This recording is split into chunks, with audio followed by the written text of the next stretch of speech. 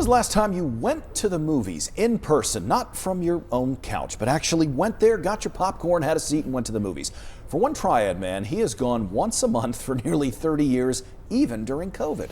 In today's 12 Inspires, reporter Sarah Sowers shares how not even the latest snowstorm could stop this movie-going streak. Movies tell lots of stories, but this one almost writes itself. When a snowstorm hit North Carolina, one man with a 29-year movie streak wanted to keep his tradition going, but didn't know if he could. One theater made that happen.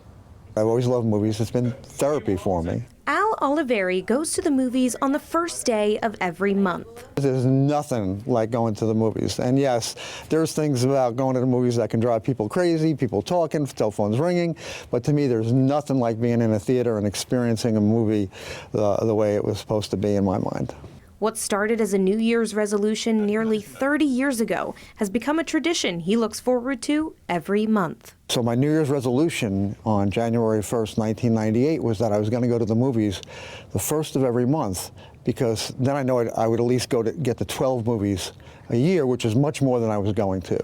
And he has stuck to it, no matter the circumstances, thanks in part to the help from Zach Fox, the owner of Marketplace Cinemas in Winston-Salem. He reached out to me and he said, we're going to make this streak happen, because he was invested in it like me. A lot of times after movies, we'll get talking about the movie and what we liked about it. Then came the weekend snowstorm, forcing movie theaters across the Triad to close.